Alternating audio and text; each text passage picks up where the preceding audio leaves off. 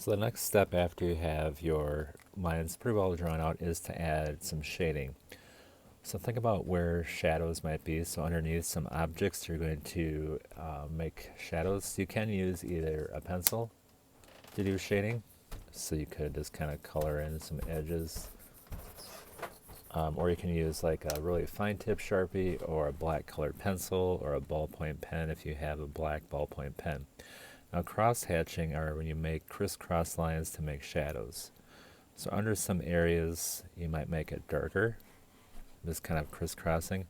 And if you ever see comic books, they'll often will do this to kind of give some areas shadows because you can't really shade with your a pen unless you do lines. So cross hatching, you have lines going one direction.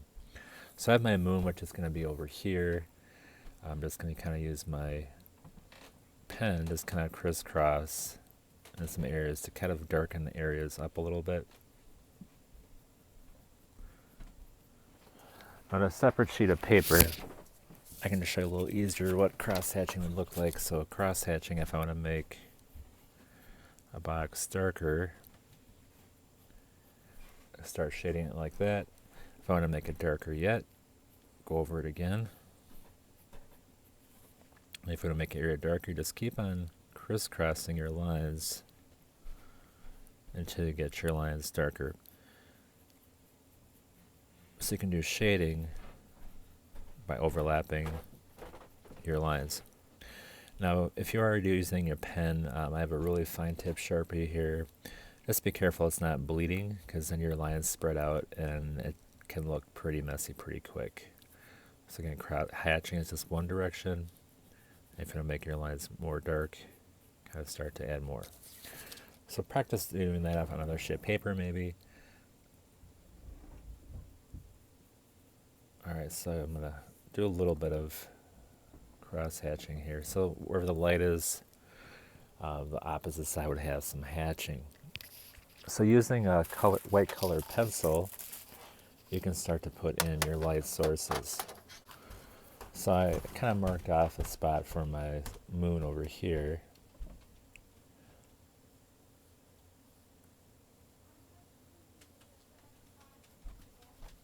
So then just color over it with the white.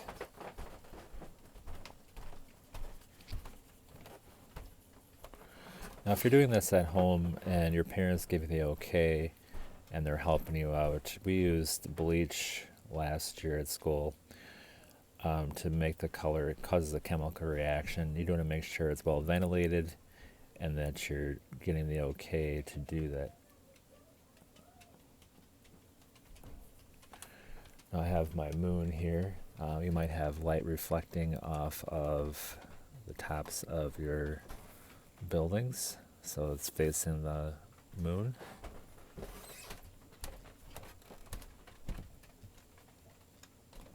That's going to kind of help some of your areas pop out like more 3D. So if you want to put your highlights on first, and then you can come back and put on your shadows, that's fine too. So whoever is facing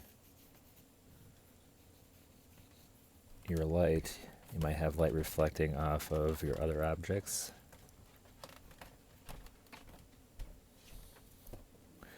You can also have light inside your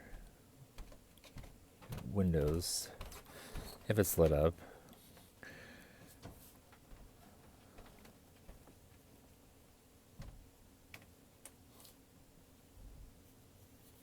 So I'm almost outlining a little bit of everything just to kind of give it a little pop.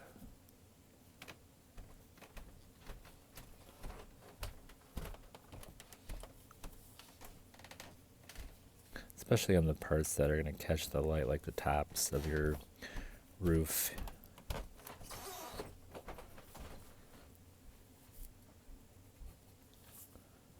On that side, I probably have shadows.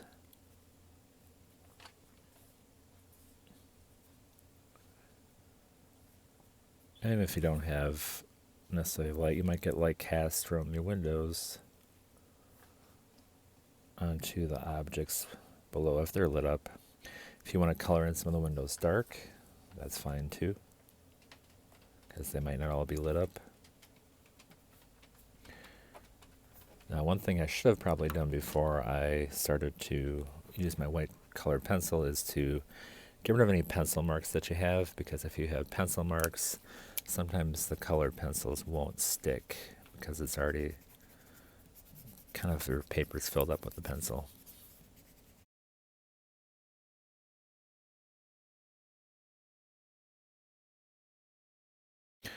I'm using Prismacolor pencils, which work awesome. So if you are wanting some art supplies for Christmas, ask for some Prismacolors because they can really are nice and smooth. They work out well. Crayolas are good too. The Prismacolors are just a little bit smoother. They blend really nice. You can also use a black colored pencil to do some of your shadows, because sometimes the regular pencil will end up looking kind of gray and shiny. So using a black colored pencil is okay if you just want to get some shadows in. But you don't want to press real hard so you cover up all of your detail. Just wherever you think it might be a little darker.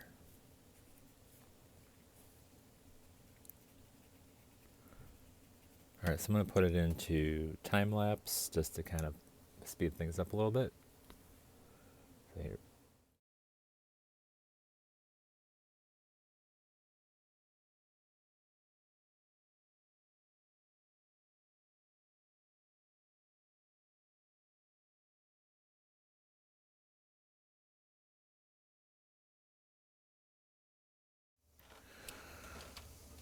Alright, so at this point I have a little bit of white and shadow on most objects. I could keep on working on it and adding more into it, but I'm going to just kind of stop it here for now.